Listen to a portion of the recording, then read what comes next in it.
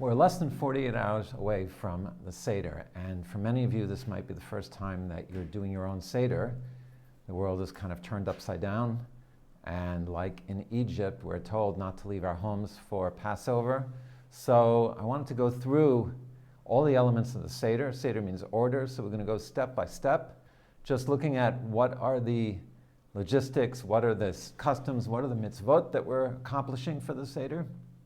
And then we also want to look at what is the meaning behind it, because the idea of a mitzvah, tzavtza, means connection. And the goal of the mitzvot is to connect us to the Almighty, to connect us to the Passover experience. And the rabbis, in their wisdom, came up with an incredible pedagogical tool to fulfill the mitzvah of remembering Egypt, remembering going out of Egypt, which is one of the four mitzvot we're going to do tonight. And really what they did is they used what we call today Montessori method, that not just telling the story, which is auditory learning, but we have visual learning, we have symbols which are going to tell us the story. We're not just going to look at these symbols, we're going to talk about them, and we're going to also touch them, smell them, and most importantly, eat them. So it's, no matter what your method of learning, you will be covered. Okay, where do we start? We start with the Seder, the order. And this is the order. There are many different Haggadot you can use. I've got here Rabbi Shlomo Carlebach next to Rabbi Soloveitchik. So you have the whole range of philosophies and outlooks. My favorite is the Art Scroll Youth Haggadah because great pictures, great color coding for different parts of the text, and we've always used this one. So Seder is the order, the 15 steps that we're going to be going through for the evening. And before we start, I also want to emphasize, the rabbis say that each person is obligated to see ourselves as if we had gone out of Egypt. The goal is to feel it, re-experience it, and then on a higher level, tomorrow night, we're going to be doing Bedikat Chametz tonight. Tuesday night, we're going to be doing Bedikat Chametz, checking for Chametz. And metaphorically, the whole process of leaving Egypt is our own personal freedom. Mitzrayim, Egypt, means Mitzarim, that which holds us back. Whatever bad habits, whatever negative relationships, bad job, which you might not have anyway anymore. So whatever's holding us back, we're breaking out from. That's the goal of the Seder, that's the goal of this evening. And so Chametz represents fluff, it represents ego, matzah represents simplicity. Each of our symbols is going to have a message for us which we're supposed to take, internalize, and make real for ourselves.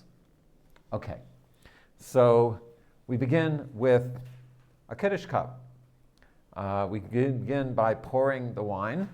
Someone could bring me a Kiddush cup, please. Pouring the wine. The custom is not to pour our own, by the way, this is Segal Wineries. The custom is to use red wine, although you are allowed to use white wine. It says that there were times of persecution, particularly around Passover. There were blood libels that Christians perpetrated on us, and they said that we used blood in our rituals. And so they say if the red wine is dangerous to use, you can use white wine. If I could get some grape juice too, please. Thank you. So, okay, so the custom is, first custom is to not pour our own cup. There's a custom that someone else should pour the cup. And a theme we're going to see throughout the night is that we are all free. We're like free people. People of stature, so a person of stature has others waiting on them and pouring their own wine.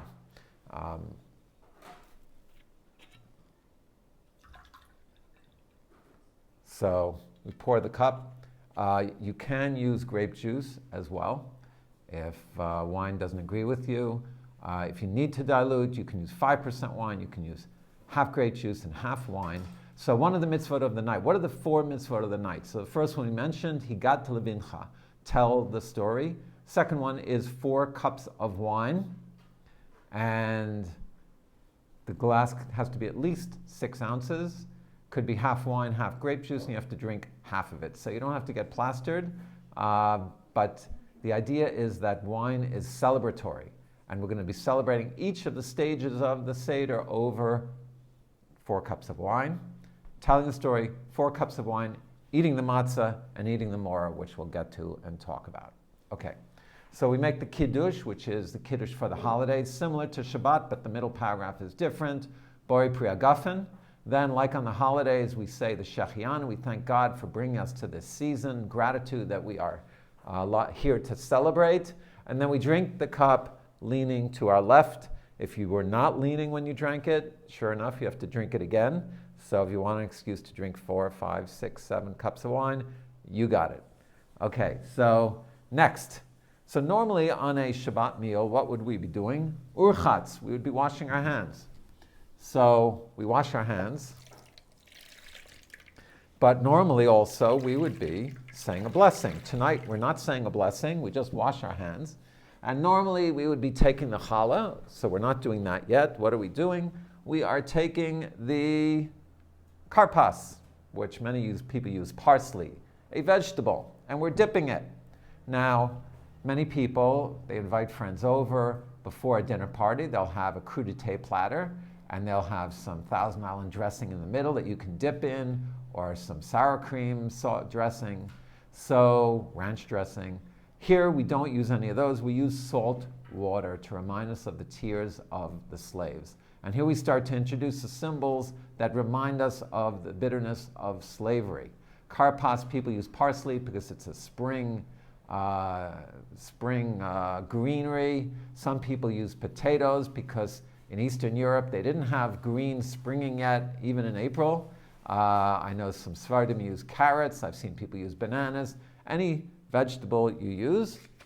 And we say the blessing, Borei Pri Adama, and we eat it not leaning because we have the bitterness of the tears of the salt water. Okay, so that's the first step. Next, we do take the matzah, not the challah, and we break it into. Now you'd think, okay, time to eat. No, we put aside the larger part, which is the afikomen, and remember to hide it. If you're having an isolation Seder, there might not be many of you. If you're totally isolated, then you can promise yourself an afikomen present, and that will make the evening sweeter. I've also been told that everyone's supposed to go out on their porches at 8:30 and sing the Man Nishtana together. So the Jewish people, we're all together even when we are apart. And it's also noteworthy this year that Passover is a holiday that is celebrated in the home. So even though we can't go to our synagogues, we do have the home to create the Passover in a safe way. Okay, so we break the matzah, set aside the larger piece. Why? Because they say that we invite in everyone who might not have the ability to make Passover themselves. And so they say a poor person, if they don't have enough food, they set aside food for the next day because they never know where their mixed meal will come from. In the camps, that's what they did. They took their dry morsel of bread, hid it, because they didn't know if they'd get food tomorrow. And then we say, this is the bread of affliction. This is the bread of slavery. So the first symbol of matzah is simple water and flour, nothing extraneous, nothing extra, and it reminds us of the slavery in Egypt. And then we say also, anyone who's hungry, come and eat. So if you don't have the opportunity to, if you don't have the opportunity to have guests in your home, then what you can do is when you sell your chametz, if you're going to do that online, the opportunity to donate to people who might not be able to make their own Seder. Okay, so what have we done? We've made Kiddush. We washed our hands, no blessing. Instead of eating bread, we ate a crudité. Okay, well maybe we'll get to the bread, break bread. We break the bread, we don't eat it. And by now the kids are asking what the heck is going on. That's the whole point of it, is that the children should be asking what is going on and start asking questions, which brings us to the Ma Nishtana. How is this night different from all other nights? There's a fun thing you can do if you know any other languages. I happen to know French, so I say it in French. Some of our kids know it in Yiddish. Say it in whatever language you can. It's always a lot of fun. But the whole beginning of the Seder is a pedagogical tool to get us to ask questions. That's really what's going on.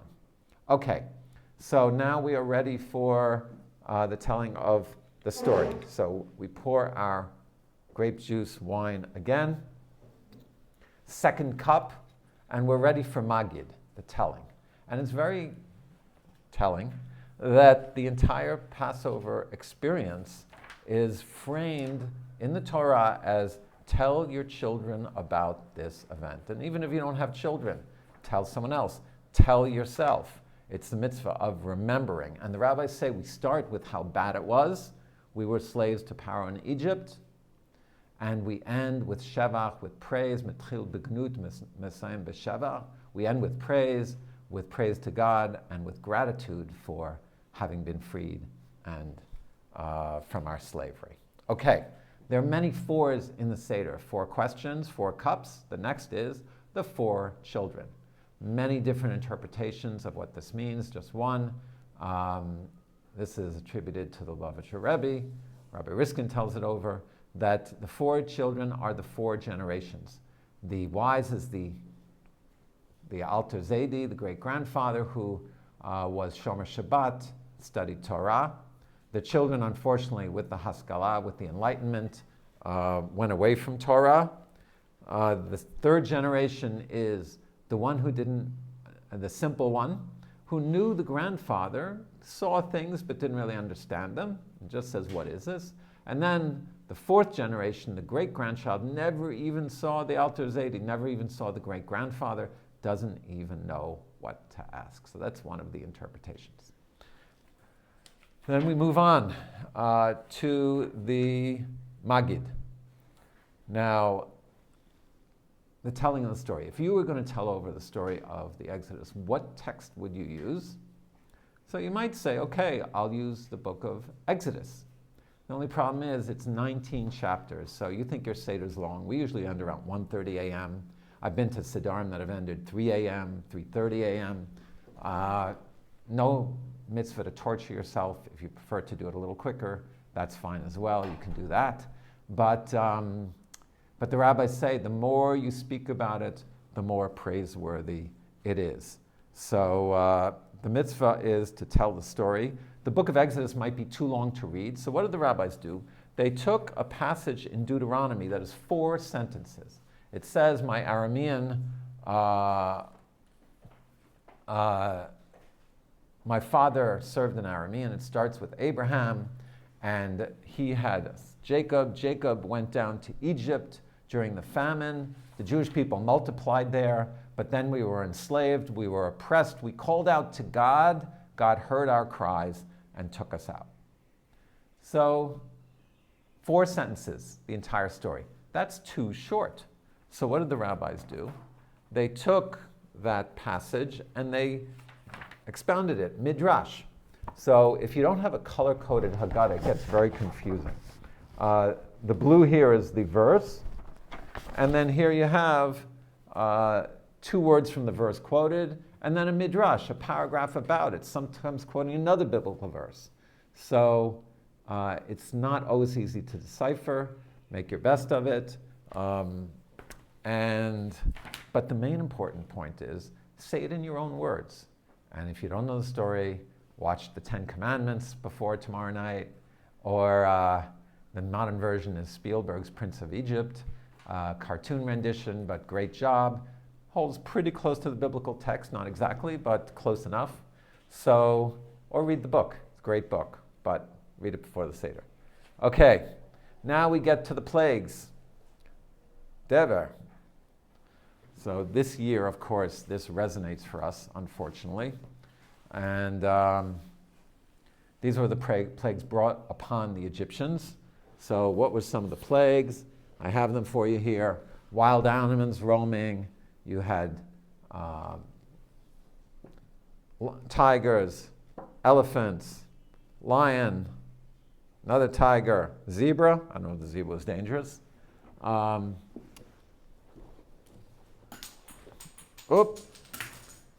There it is. Where is it? Here we go. What was the second plague? Frogs. Okay, you get the point. Even though it's a serious year and we have real plagues, make it fun, okay? And here's the snakes. Remember, Moses turned his staff into a snake. Whatever you need to do to make it fun, folks. Okay, the 10 plagues. So as we say the 10 plagues, we take a drop out of our cup, which is really to recognize that even though the Egyptians oppressed us, even though they enslaved us and killed some of us, we still remember that when they were destroyed at the Red Sea, lives were taken. And so even our enemies' lives, we have to understand, are human lives.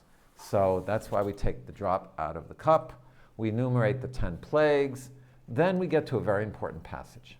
And here I'm going to talk more about the actual Seder plate and setting it up. So what do we have on the Seder plate? Because at this point, this is the minimalist Seder. Rabbi Gamliel says that there are 3 things you need to mention for the Seder, and that's the minimum. And if you only do that, you'd still have a good Seder. What are they? Pesach, so the Paschal offering, which we don't point to the plate because we don't have any lamb being served tonight, although here is, the bone. The custom is to put a bone or a piece of roasted meat. That's the first element of the plate. Then we say Pesach, matzah, okay, that we know, and moror, bitter herb, which we're going to eat. What else is on our plate?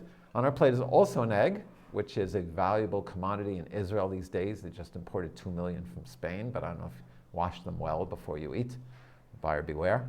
The egg represents the beef offering that was brought in the temple, as well as the lamb offering. Then you have the charoset, which represents the mortar that the Jews used to build. You have the chazeret, which is eaten with the bitter herb, romaine lettuce, which you should get for yourself. We have the parsley and the salt water in the middle. So that's our Passover plate. So Rabbi Gamliel says, Pesach is to remember that God passed over our houses and we were eating the lamb, the grilled lamb, the Passover offering. And like this year, we're told to stay in our homes, and the angel of death passed over. Matzah is because we left so quickly. The bread didn't have time to rise. So here we see a progression. The beginning of our Seder, the matzah was what? Bread of slavery. By the end, it's the bread of freedom. How quickly God can save us. And we certainly need that today. And so both of these meanings are interwoven, as I said before. We have the bitterness of the bitter herb. We have the leaning of a free person. We have the salt water of the tears of slavery. And we have the songs that we're singing like a free person. So that's matzah, which now means the bread of freedom. And moror is the bitterness of the slavery. Okay. Before we get to the meal, the last element that we're doing is the Hallel. We say the first half of the Hallel, which is the collection of psalms said on holidays in synagogue. Then there's a special blessing. By the way, we poured our second cup of wine because the entire mitzvah of telling the story is supposed to be done over the wine. Now we're going to drink it. There's a special blessing of God who saved Israel. And then we say the Bori Pri Agafen because it's been a long time since we had the first cup. We lean to the side, drink our cup, and now we're ready for the mitzvot. So the mitzvot of eating. We wash our hands again. This time we do say Al Netilat Yadayim, and we're ready for the matzah. Now from the time you wash your hands, usually on Shabbat we try not to speak till we eat the bread. Tonight we're not going to speak until we get to the end of finishing all of the mitzvot. It's a reflexive moment, it's a meditative moment. As we're eating the matzah, think about the bitterness of slavery, think about how quickly God can save us, think about the meaning and the purpose of all the mitzvot that we are doing. So we take the 3 matzot, and we put 3 out because we've broken the middle one. We want 2 whole ones. We say the Hamotzi Lechem min Haaretz. We put down the bottom one. We say another blessing. God has commanded us to eat the matzah. And then we take about half of these frisbee football matzahs. You don't have to have a frisbee matzah. You can have the square machine matzahs. Some people say it's even better. Preferably to have shmura matzah, guarded to make sure it didn't get wet at all. But regular matzah is fine too. Of those, we eat about 2/3. The mitzvah of eating, every mitzvah is defined in the Torah. So the definition is to eat a kazayit, an al's worth of wheat, which is about half of these, or 2/3 of one of the square ones. We eat it leaning, once again, and then we come to the moror. Now, you don't have to bite into a chunk of horseradish like I do and start having tears coming down, your face turn red. Although if you do it, you'll really feel the bitterness of the slavery. But that's why I said we should get romaine lettuce. You're supposed to eat an olive's worth, so about 1 or 2 stalks of romaine. Put some grated horseradish on it. We dip it into the charoset, which is sweet, to temper the bitterness. But even though it reminds us of the mortar, it's made of apples, dates, cinnamon. Some people put honey in it. Everyone has their own recipe, walnuts. So dip this bitter herb package into the charoset, eat it, not leaning, and we say the blessing. God has commanded us to eat the moror. We eat it thinking about the bitterness, and then we take a Hillel sandwich. Now, in the times of the temple, the Hillel sandwich would be a slab of lamb chop, or whichever cut you like, because you have to eat the whole lamb. The Earl of Sandwich was not the first one to have the idea. Today we take romaine lettuce, maybe some bitter herb, some charoset, take a whole bunch, I smear it on, and we eat leaning, remembrance of Hillel, like he used to eat all the mitzvot together in the temple. Okay, now it's time for our meal, and we are supposed to have a celebratory meal. Some people have accustomed to eat an egg. I do not eat the egg because I'm already going to be so full from a half piece of matzah we ate for the mitzvah, half piece for the Hillel sandwich, and we have to have room to eat the afikomen at the end. So don't overdo it. So we to have an enjoyable meal, connect, talk, but also try and use the meal as a springboard of discussion. What is slavery today? Who's enslaved? Where is there oppression? How are we personally enslaved?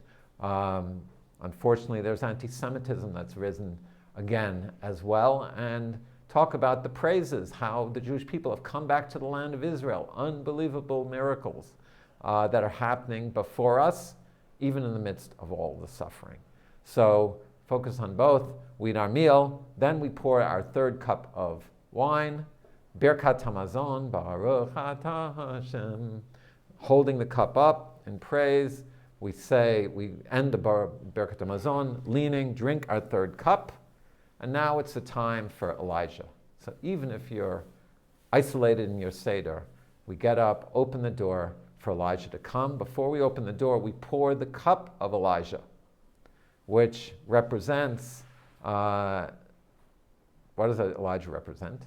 So we're told that Elijah is the harbinger of the Messiah. He's coming to tell us that there can be a better world, that there will be a better world, and that Passover is the holiday that reminds us that things go from bad to good, sometimes so quickly.